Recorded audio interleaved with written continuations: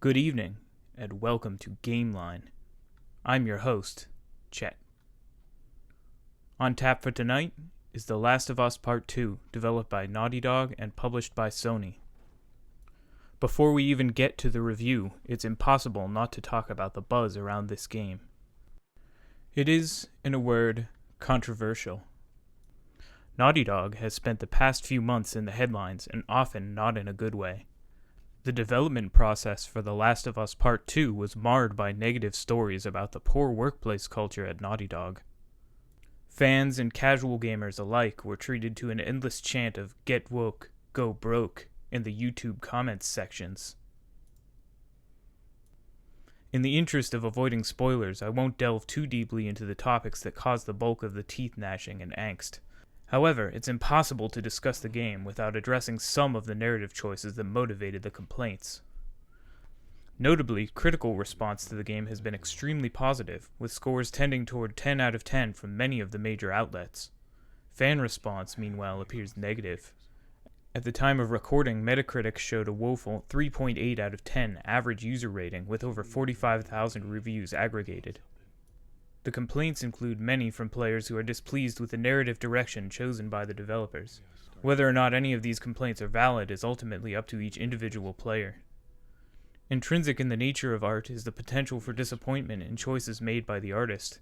It is impossible to write a storyline that pleases every person who consumes the art, whether it be literature, film, or game. What is clear is that Naughty Dog wanted to push the envelope with the story in The Last of Us Part 2. They knew full well that some of their audience would be displeased. Some of the artistic choices in this game are absolutely surefire paths to fan enragement. Just to list a few. 1. Fan favorite characters are killed off. Anybody who has watched an episode of Game of Thrones knows that modern writers can use this plot device as many times as they want until they run out of characters. But I'm not sure even J.R.R. Martin ever killed off a character as beloved as the unnamed character we lose in The Last of Us Part 2. 2. Fan favorite characters' major roles are replaced with characters who are, to put it mildly, difficult to like. This is true of Ellie, one of the main characters in The Last of Us Part 2, whose late teens angst levels are completely off the charts. She sulks her way through every conversation, and her personality cues fall somewhere between Jake Gyllenhaal and Donnie Darko, and Ali Sheedy in The Breakfast Club. 3. Fan favorite characters are revealed to be gay. Fans apparently are incensed that The Last of Us Part 2 explores Ellie's relationship with Dina. Never mind the fact that Ellie is so much like Ellen Page that Ellen Page actually came out and said that Ellie is a copy of Ellen Page. That's some pretty unsubtle foreshadowing. Now that we have that out of the way, let's get on to the game itself. The Last of Us Part 2 is not a game unlike any other. This is because The Last of Us Part 2 is very much like The Last of Us Part 1.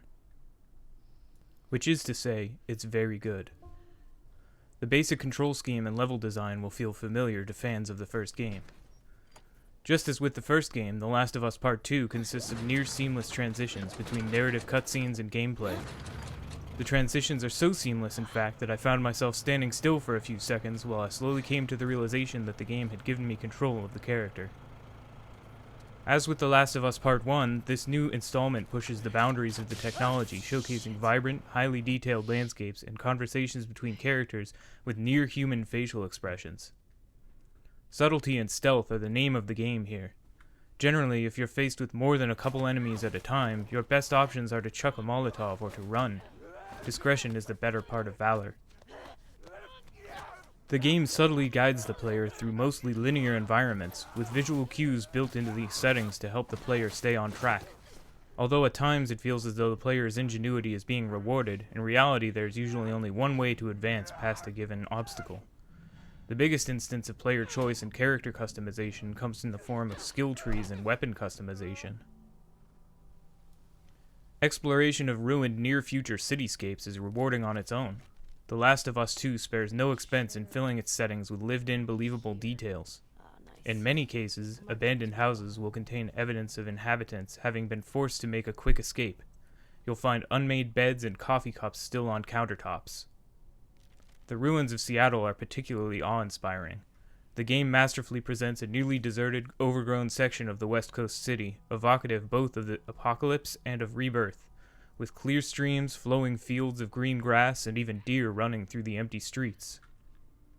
All of this end-of-the-world imagery hits particularly close to home, in light of the ongoing pandemic, and airborne infection, quarantine zones, gas masks, etc. The familiarity and realism all add to the emotional impact of the game. The characters feel real, the banter during quiet stretches fleshing out the personalities of the various people you meet. But what about the controversy, you say? Surely the controversy must have a basis in reality. Well, I'm glad you asked. Yes, the two main characters are revealed to be lesbians. Yes, a popular character is killed. At the time of this recording, I'm about halfway through the game's approximately 30 hours of gameplay. I simply do not get the feeling that any, quote, agenda is being shoved down my throat. Nor do I feel that the artistic choice to kill off a character is poor storytelling. It's certainly a shocking plot twist, but it's well within the possibility of what one could expect from a world completely overrun with bloodthirsty zombies. For what it's worth, I generally do not believe that subjective storytelling decisions should weigh heavily on a game's rating. Certainly, plot plays a role in any game review. Nonetheless, a disagreement with the somewhat heavy-handed way the game deals with the characters' deaths should not amount to a complete dismissal of the game's worth. No question, The Last of Us Part 2 lays the melodrama on thick. If the awe-inspiring set-pieces and zombie-killing combat are the bricks, then heavy, brooding atmosphere is the mortar of this crumbling graffitied wall that is The Last of Us Part 2. There's also a pretty decent amount of gratuitous violence. Stealth kills are particularly gruesome, and you'll be executing a lot of stealth kills in this game due to the aforementioned focus on discretion in combat. Get it? Executing? Gratuitous though the violence may be, it fits the grim setting of the game. It's not for the squeamish, but it works in this context. And now for the verdict. The Last of Us Part 2 is a solid, sometimes excellent game that represents a worthy sequel to one of the best reviewed games of all time.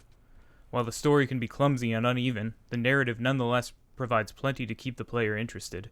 The graphics are stellar, and the gameplay is rewarding. I give this one a 7 out of 10. Although it can't measure up to the monumental accomplishment of its predecessor, The Last of Us Part 2 is a high-quality installment in the series. Never mind the controversy, this is a game worth playing. Thanks for joining me on Gameline. This is Chet Stedman, signing off.